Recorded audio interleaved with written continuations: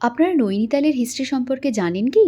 নৈনিতাল নামটা এসেছে নয়না দেবী মন্দির থেকে, যেখানে ৫১ সতীপীঠের একটি অংশ মা সতীর পড়েছিল। এখানে মা সতীর নয়ন পড়েছিল নয়না লেকের মধ্যে, তার জন্য এটাকে নয়না দেবী মন্দির বলা হয়। মন্দির তৈরি হয় ১৫০০ সেঞ্চুরিতে এবং রিকনস্ট্রাকশন হয়েছিল আবার ১৮৮৩-তে। এই নয়না দেবী মাতাকে নয়না মহিষাসুর মর্দিনীও বলা হয়ে থাকে। মন্দির চত্বরের মধ্যে হনুমান মন্দির থেকে শুরু করে সমস্ত ঠাকুরের মূর্তি রয়েছে, কিন্তু মন্দির চত্বরে কোনো রকম ফটোগ্রাফি বা ভিডিওগ্রাফি মানা আছে। পরে নৈনিতাল কিন্তু ব্রিটিশ রাজের সময় সামার ক্যাপিটাল হিসেবে পরিচিত হয়ে গেছিল, আর এই নৈনিতালকে লেক সিটি অফ ইন্ডিয়াও বলা হয়। নৈনিতাল মানে নয়না লেককে যদি ওপর থেকে প্ল্যান ভিউতে দেখা যায়, তাহলে পরিষ্কার একটা চোখের মতোই দেখতে লাগে। নৈনিতাল সম্পর্কে আরও কতগুলো অজানার তথ্য কিন্তু আমি বলতে পারি। নৈনিতাল হলো ওল্ডার দ্যান জিসাস ক্রাইস্ট।